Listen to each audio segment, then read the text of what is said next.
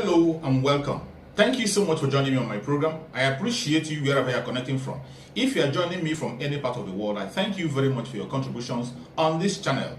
Please kindly subscribe if you have not subscribed, and also click the notification bell so that you'll be notified each time I upload a video. You will be among the first to receive it. In this channel, I bring information to your doorstep. I bring news from all channels, from every angle. Things that have to do about the world, things that have to do about Africa, more especially Nigeria. I bring it to your doorstep. Some information that you ignore, some information that you cannot be able to come across, I look for them, I bring it to your doorstep for you to see. Every video you see on this channel is for educational purpose, to keep you up and get you aware of what is happening in the contraction called Nigeria, more especially. I bring the information to your doorstep. They are not lies. Most of the videos you're going to watch here are videos that are coming from the conventional media, and some of us sometimes are lazy to get into it. Some of us sometimes are too busy to be able to lay our hand on this. That is why I bring the videos to your doorstep. Watch from beginning to the end. Remember, these videos are for educational purposes, so that you can be educated and know what is going on. Let us watch together. At the end, you can go to the comment section and put down your comment. Give your opinion. Say it the way you feel it. Nobody's going to come against you. It's a free world, and this is the social media where people say it and set the record straight exactly the way it is without being controlled. Do that on the comment section. Let us watch the video together as it comes. Thank you. Perspective that you have to on this matter. Well, in the first place, while the INEC, Independent National Electoral Commission, is working around the clock to ensure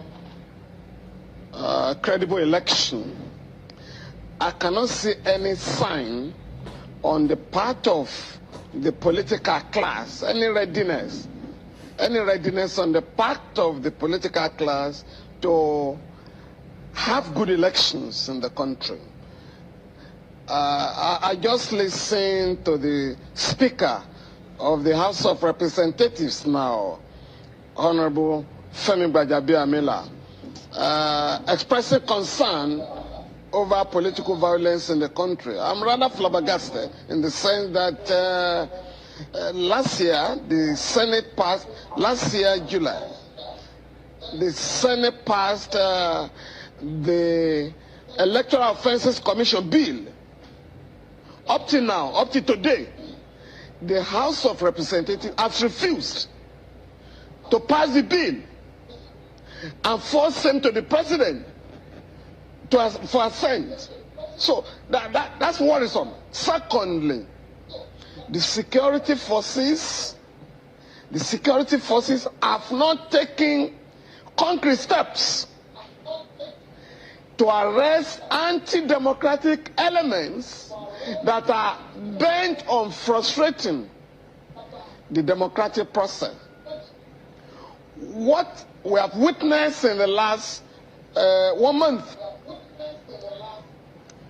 are warnings oozing out of the offices of the Inspector General of Police, National Security Advisor, Director General of the State Security Service. Governors are being warned to desist from using thugs to disrupt political campaigns of their opponents. Thugs are being warned to desist from, disrupting the political process. Those who have been arrested have not been brought to trial. The Central Bank of Nigeria has announced that cash withdrawals will not be allowed beyond 20,000 naira to the POS or 100,000 naira per week. But those who have stored dollars at home, or those who are mopping up dollars, are allowed to keep the money. And so, if you say they should not use naira, aren't they going to use dollars? Right now, PVCs are being bought Thousands of PVCs have been bought by politicians. Are we to believe that the security forces cannot arrest such anti-democratic elements? So when you consider all these threats to the conduct of good elections in Nigeria, you will come to the irresistible conclusion that the 2023 election may lead to crisis in the country. By the way, in spite of the assurance by the armed forces or the authorities of the armed forces that the terrorists have been degraded from the information at my disposal, not less than 40 local governments in Nigeria are currently occupied by terrorists and armed gangs in a way that elections are simply impossible. You can't conduct elections in those areas. You will recall, Sheung, that in 2015, the elections were postponed for about 6 weeks before the armed forces, with the assistance of mercenaries, could prepare the ground for the elections. This time around, one does not know for how many weeks or months the elections may be postponed in those 40 local governments. Conference meeting, and where we railed out all of these particular challenges, and we made it clear that it's not as if we cannot defend ourselves, but they shouldn't push us to the wall that we will have to come out in arms to defend ourselves. The attack is getting too many, and then no solution in the air, no resolutions as regard to some of the people who have been involved in this heinous crime, and it cannot continue. We cannot sit down and be killed one by one just because we want to run for elections. We are out for rescuing Nigeria, and in any way, those who are even involved in the killing should know that they are actually digging their own grave, because by trying to demarcate us or deter us or intimidate us will only make us popular, and they are the ones suffering at the end of it all. So we plead with the government to quickly come in as quickly as possible to arrest those who have been involved in this killing. And we also use this opportunity to call on the international community to look at it that Labour Party is under siege by the other political party just because we want a better Nigeria. Well, very well said, Dr. Tanko. Talking about being under siege, like you earlier stated, it seems the Labour Party is facing a myriad of challenges. We just got breaking news that a federal high court in Abuja has convicted the Director General of the Peter Obi presidential campaign, that's Doyin Okupe, for violating the Money Laundering Act. Can you react to this? Well, at the moment, as I'm coming to this studio, I have not received any information with regard to that particular judgment. And if it comes out, we have our legal team. We will look at it. We are a law-abiding political party. We will look at it and give appropriate action response to the issue. But at the moment now, this particular message met me on the way, so I have not in any way gotten any information from any of our legal team that's regard to the issue of whether our Director General has been convicted or not. So, but I can assure you we will make appropriate response immediately when we get this particular response legally. Well, yes, it does seem like the Labour Party is a bit under attack, and there is a war also of, well, what should I call it, of perception.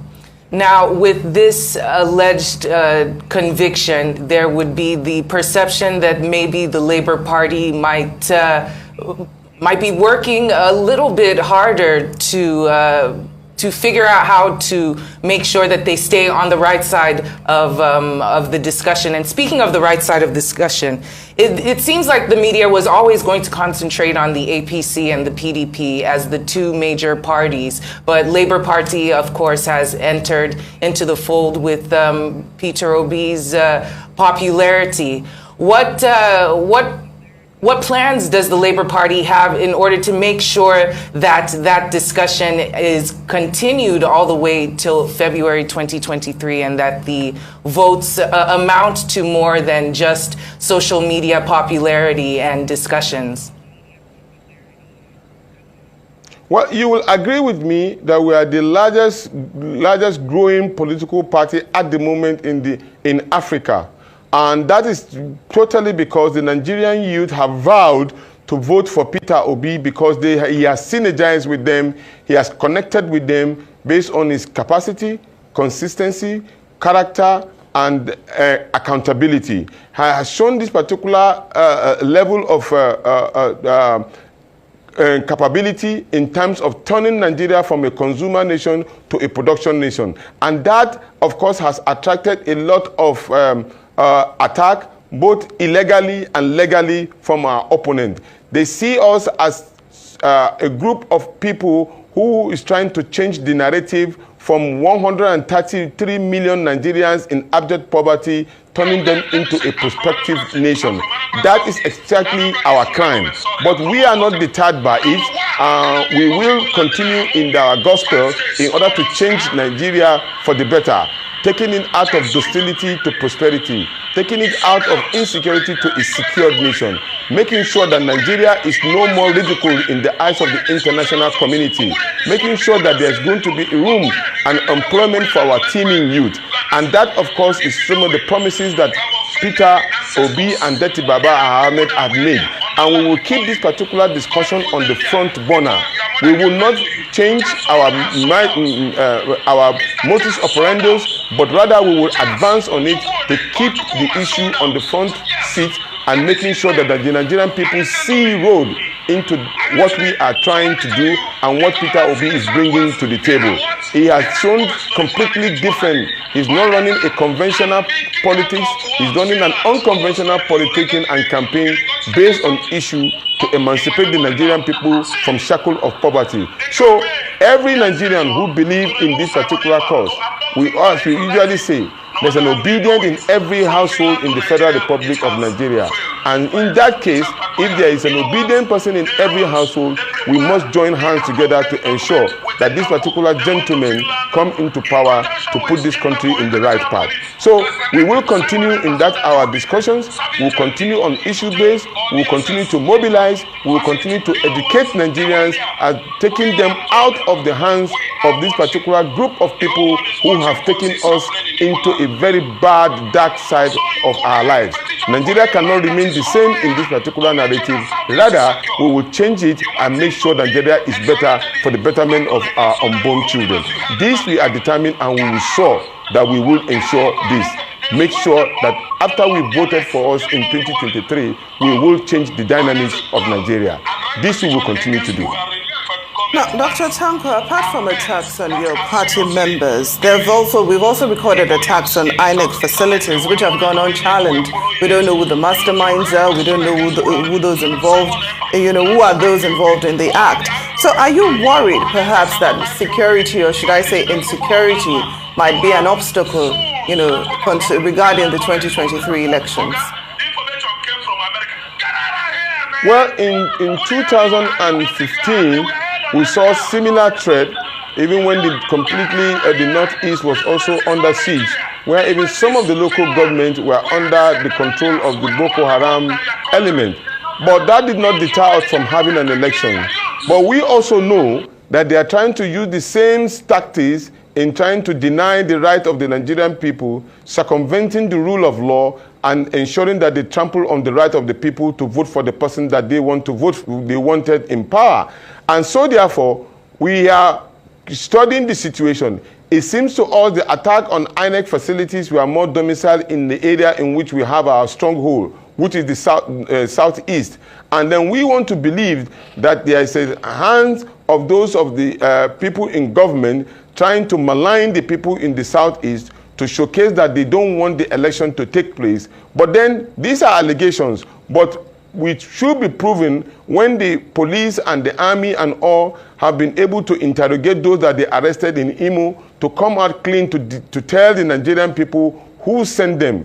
Because for a crime to be committed, somebody must have orchestrated it, somebody must have had it, somebody must have seen it, and somebody will suffer the brunt of all of the outcome of the crime that has been committed. So for us, there must be people who are behind this particular heinous crime against the Independent Electoral Commission.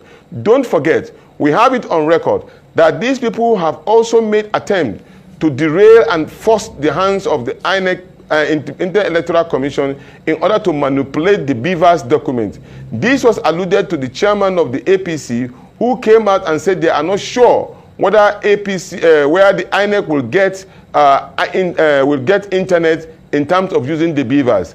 And I want to make it clear that at a point in time when we were leading the Inter-Party Advisory Council, it is the same political party who came against the PDP as at that time, saying that PDP is saying that they will not allow us to use the accreditation machine because there will not be a network. But we stood firm on the right of the democracy that we all believe in. We stood firm that that particular accreditation machine should be used, and it was used, and behold, they were the beneficiary of it. It is so appalling today that while some of them are staying in the restaurant outside the country, talking about maligning and saying that power is not gotten served by a la carte, you have to fight for it, you have to struggle for it, you have to snatch it if possible, clearly indicate that they are finding the ounce of violence.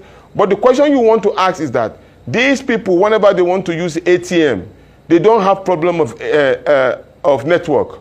But now, because we want to have credible election, they are now claiming that probably the INEC will not have network in order to conduct elections. We will say no, and we will ask every Nigerian to say no. There is network in every part of this country.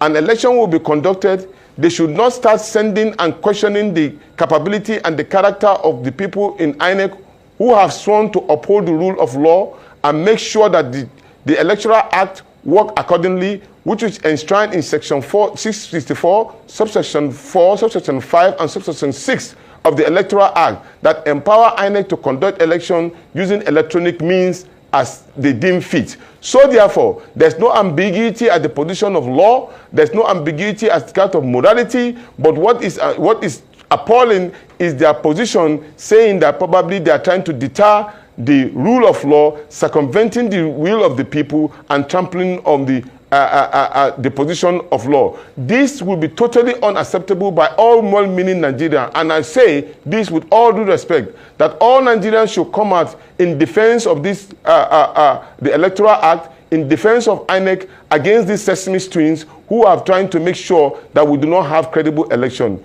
We are prepared, and the Nigerian youth are prepared, and they are so determined and dogged that they will have a credible election, and we will make sure that anybody who wants to derail this system becomes the enemy of the state. It is better for us to have an election that will be credible, and Nigeria will remain a safe country under the leadership of Peter and Deti Baba Ahmed.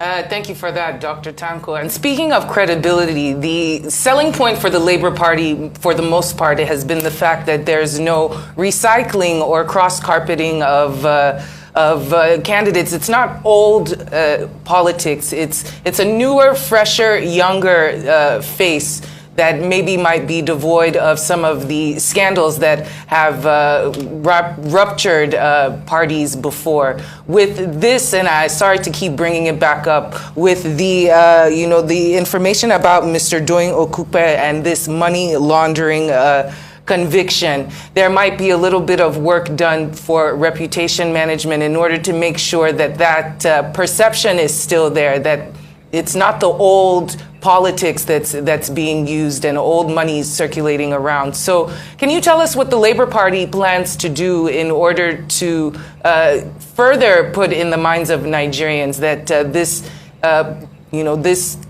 party is less corrupt than the other choices that we have on the ballot? Is the level of accountability that has been shown by our own principal. You see, when they say a fish is bad, it starts from its head.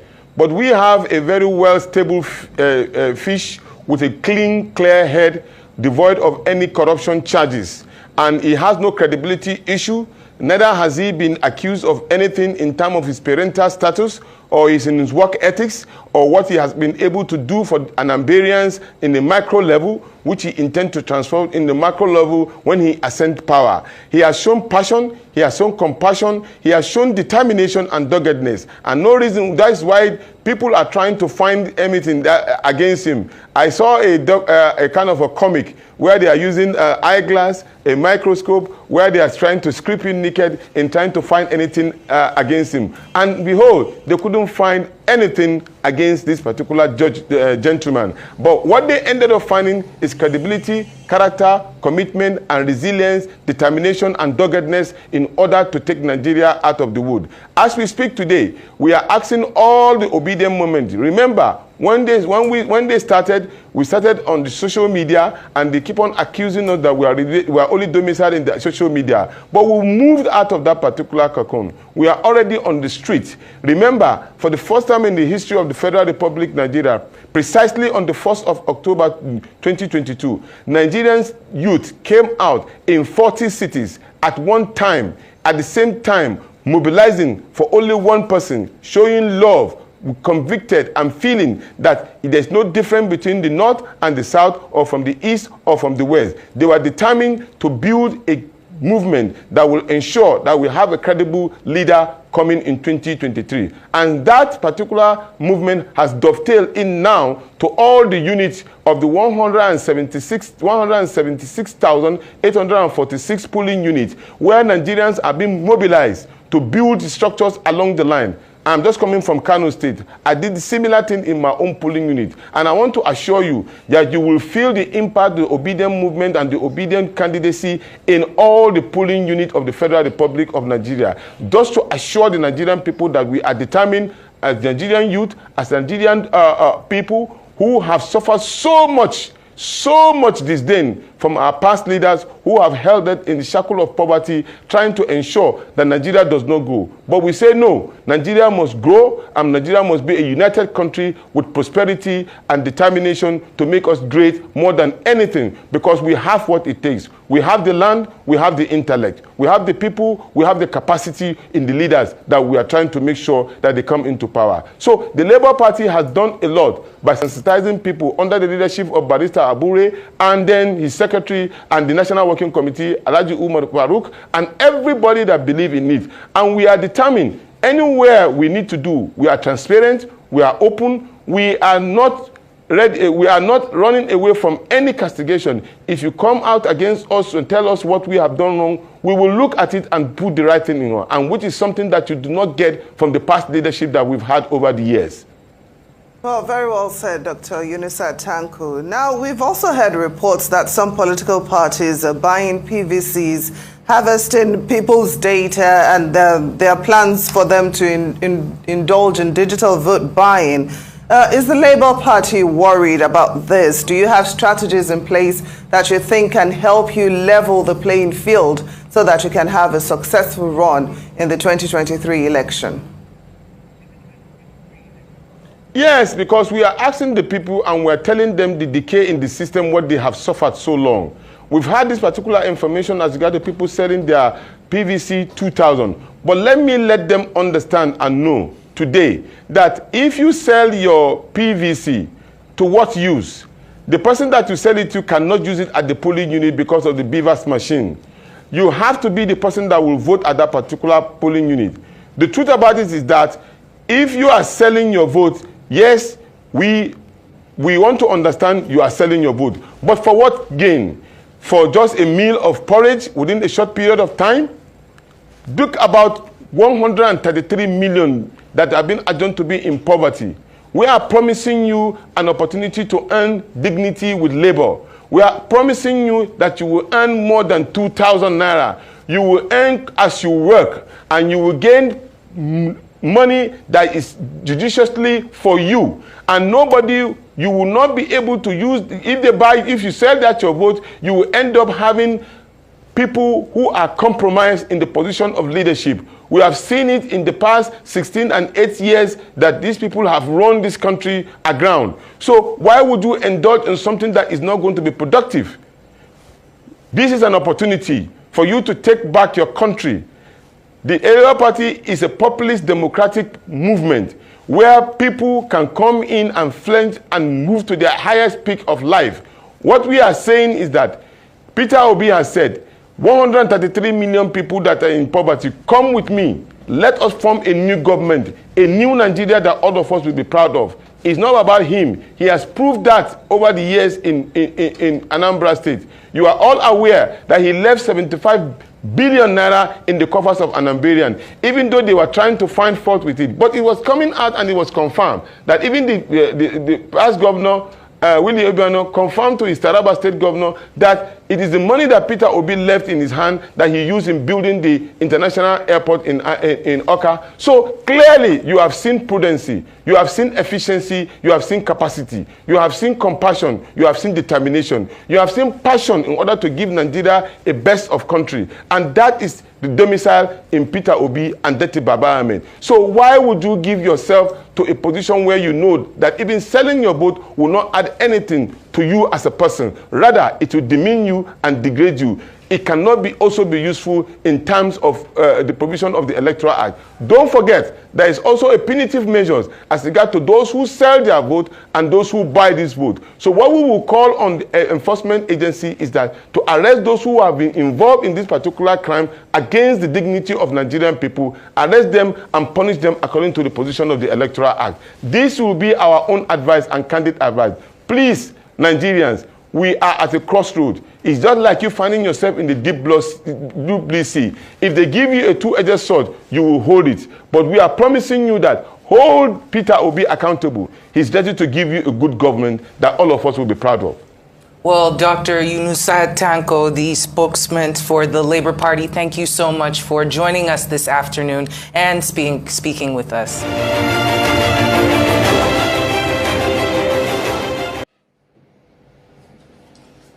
Thank you so much for watching. I hope you have been educated with this video. I hope you have learned something from the video you just watched. Please go to the comment section and put down your comments. Whatever you think about the video you have watched, or anything you have learned that you want to share together, go to the comment section and keep yourself busy. It's a free place where people share their opinion. And please, if you have not subscribed to this channel, kindly subscribe to the channel. Click the notification bell so that you'll be notified each time a video comes out. And also, share the video to your family and friends. Share it to all platforms, so that people can get aware of what is happening in the world, mainly in the contraption called Nigeria. We have to keep people on their toe, keep people informed on what is going on. That is exactly what we are doing. Every video you are watching in this channel is for the purpose of education and nothing more. Thank you so much for watching, and remember, bye-bye. See you again.